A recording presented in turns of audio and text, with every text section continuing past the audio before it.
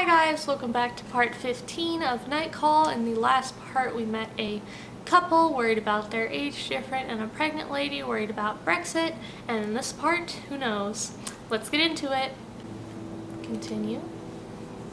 Okay, this is all very generic.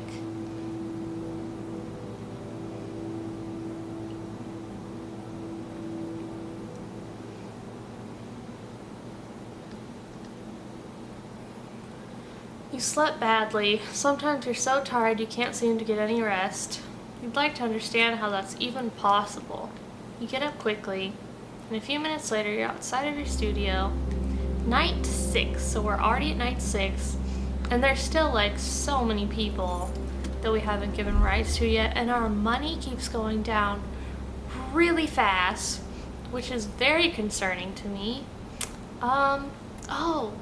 This girl, doesn't she look like that, what is it? That girl from Atlantis? I'm gonna go over here just because she looks like her. But that, I forgot her name. Anyway, that girl from Atlantis, not Ada, but Kita, not Kita, but, I can't remember her name. I hope you get me, though. Myriam Bardot. Okay? Your next passenger has that overtired look worn by so many young Parisians. She collapses onto the back seat and mumbles an address on the other side of the city. Do you see her stance and her knee? She's just like tapping away. You start driving. You discreetly watch her in the rearview mirror. Her face looks familiar. Maybe she's famous, maybe you've driven her before.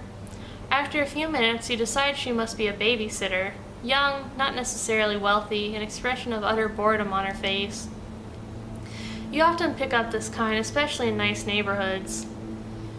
You sense your passenger wants to talk about the killer. It's simple. Since the first murder, everyone thinks they know something. Everyone thinks they saw something, and this passenger is no exception. Having a good evening? She raises her head. Yeah.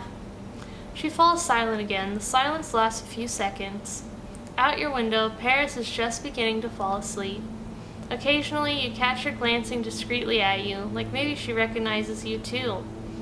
Several minutes go by before she dares break the silence. May I ask you something? She leans forward slightly.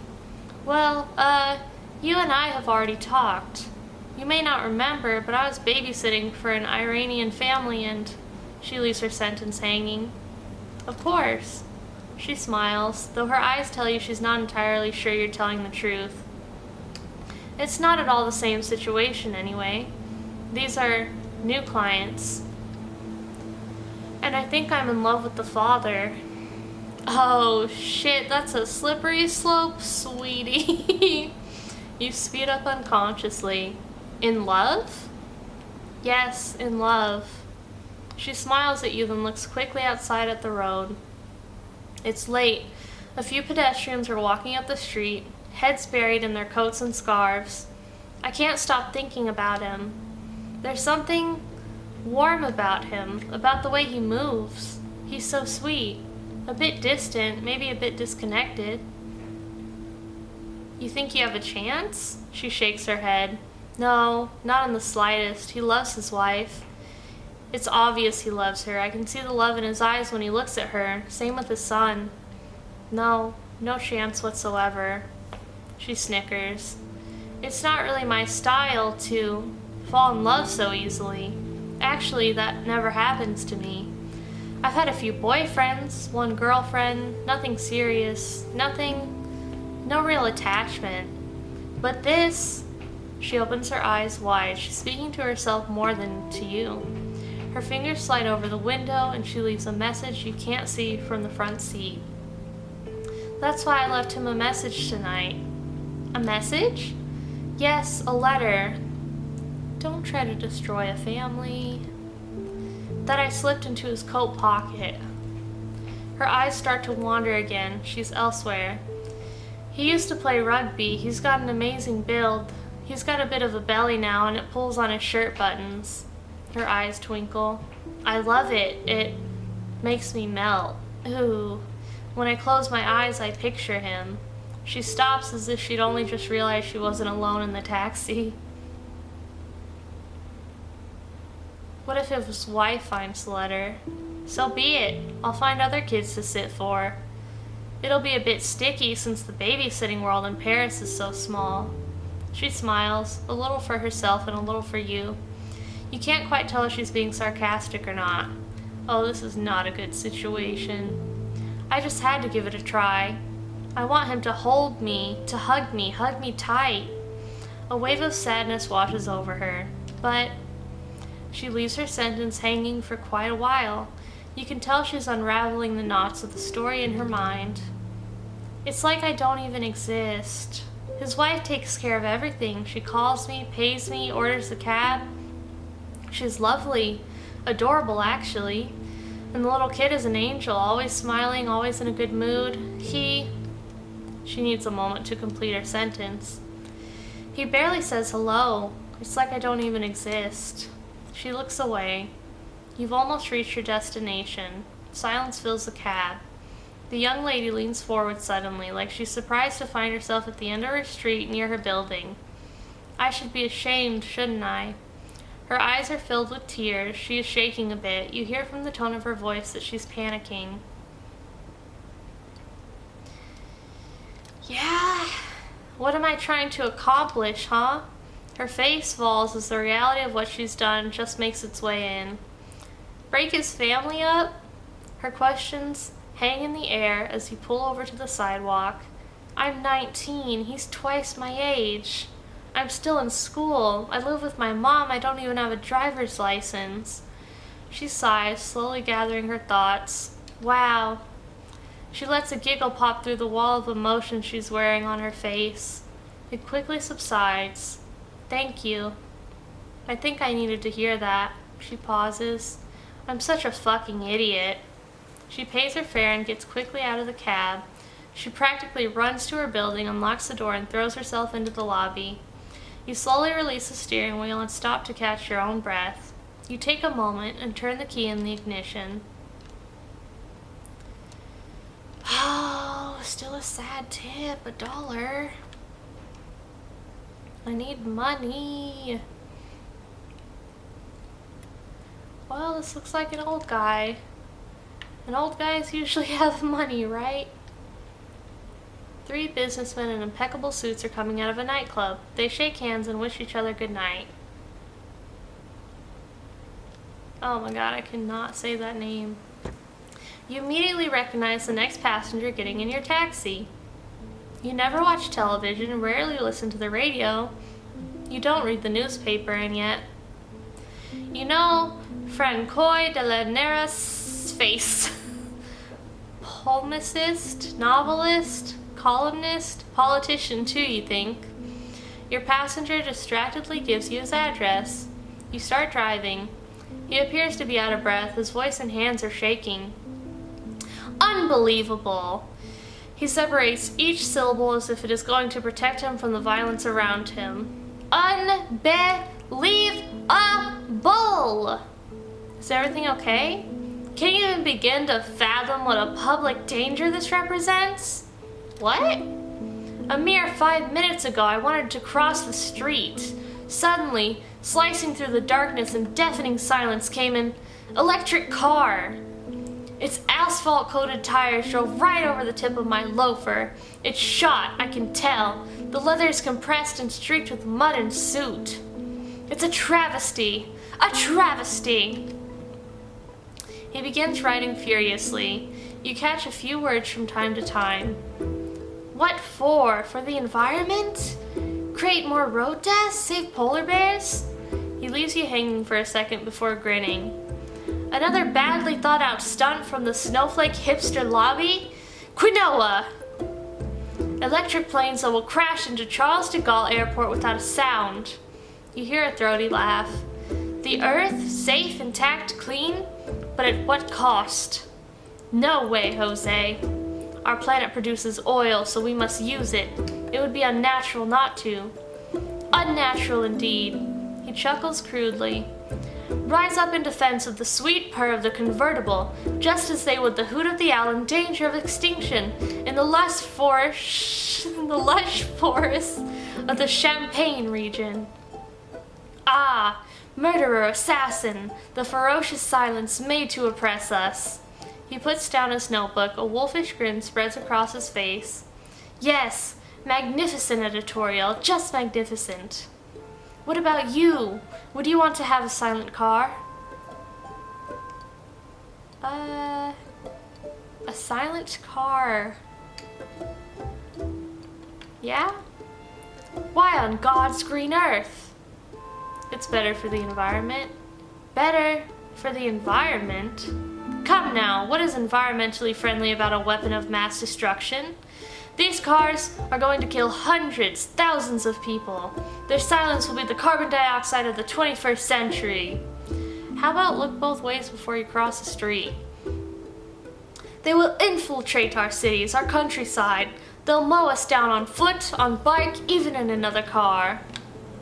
I'll tell it as I see it. Noise is life. A city without noise is not a city. Mark my words. You drive in silence for a few minutes. In the back seat, the palm assist is fuming and you catch occasional snippets of nonsense. The taxi has almost reached your passenger's place. It's just here. You pull up in front of his address, an old building, freshly renovated. On the top floor, the bay windows shine faintly in the darkness as the Eiffel Tower's spotlight washes over them. Your passenger sighs. Oh, the devils, the fools! It's the middle of the night and they're still having the time of their lives. He opens the window on his side and screams at a packed cafe. The heated patio is filled with young people, well dressed and quite drunk. When will you cease this madness? Then turns to you to whisper as if in secret. Every night they make one hell of a racket, impossible to get a wink of sleep. He pays, gets out of the car, and is in front of the bar in 3 angry leaps. You can hear his voice from far away, a few words and some outdated swearing, with a whiff of senility. You stop listening and drive off. Okay, that was a decent fare, I guess. He has major, get off my lawn vibes. We have Herve here again for more clues.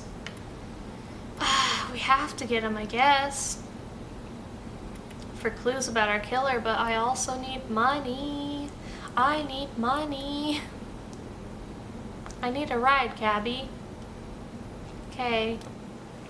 The door opens. It's Herve. He greets you with his bizarre verbal tick as usual. Hey, good to see you again, Jan. Hi, Herve. You start the engine.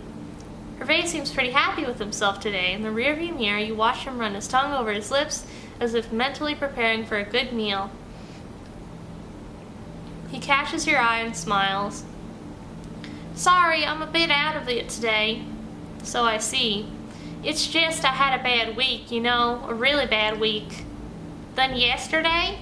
He hesitates as if he can't believe what he is about to say, like it's too good to be true. The lines around the corners of his eyes that show his real age crinkle slightly.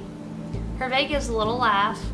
Serious, man. I don't believe in God, I don't believe in all that bullshit shit. It doesn't make any sense. Some guy with a beard up in the sky, I never got it, what people saw in him. Anyhow, God, none of us believe in him on the street. His eyes crinkle up at the corners again. I mean, we believe when the soup kitchen goes to church. Yeah, sure, we believe in him then. He flashes his teeth and lets out a harsh, raspy laugh. Ha ha ha ha. A pause. So yesterday? Yesterday. He's observing you. His eyes light up all of a sudden. Oh yeah, yesterday. He's talking faster now, an incessant flow. I was starving, man. It was pretty bad. Toby and I had gone through all the garbage bins in the neighborhood. Toby, he's this German guy. He says he prefers France. They were more generous here, so I was starving. Herve's eyes tear up. His voice drops off. A faraway look comes over him. A lengthy pause. Are you okay, Herve? He snaps out of it. Yeah, like I was saying, I was saying that, yeah, I was starving. I was hanging out near the supermarket on Rue Remusat. Fancy neighborhood, but not too fancy. No cops. He gives you a wink. That's always a plus. And then there was this guy I sometimes see around, a young guy, just like a kid, Ed. He comes out of the supermarket with his groceries, and before I even say a word, he hands me a can of cassoulet. A can of cassoulet as big as a beach ball. Herve's face lights up. I didn't even know they made them that big. Herve bursts out laughing, and his eyes wander back to the street. Was it good? Delicious. He closes his eyes, raises his hands, and waggles his fingers. I love it when the cassoulet sausage is all mushy and it melts in your mouth. Don't even need to warm it up. A smile spreads over his face. Meat mash. He opens his eyes. Something out the window catches his eye. Herve suddenly pats you on the shoulder. Hold on, wait, I'm gonna get out here if you don't mind. You park the cab as soon as you see an empty space. Thanks, man. He's looking out the window. Yeah, I think that's him. Who? Nothing. Without another word, he opens the door and gets out. This time, I'm gonna get him. A moment later, he vanishes into a dark alley. What does that mean? Sit there a minute. Your eye scans the dark, narrow street, but you can't make anything out. Then something moves in the distance, a silhouette, probably Herve, now at a run. The form darts under a street lamp. It is Herve, holding something in his hand. He immediately vanishes from sight. You sit there a minute, and then you switch on the ignition and pull out of the parking space. Okay. I need more money so bad. I need money. Let's go to this guy. Do. Give me a tip. Break me a piece of that money, yeah. I don't know. The passenger waves. Oh wait, hold on. Oh, I'm going overboard. I need to end this part. Okay guys, I'm gonna end it there. I got carried away. Thank you so much for watching, and I will see you in the next one.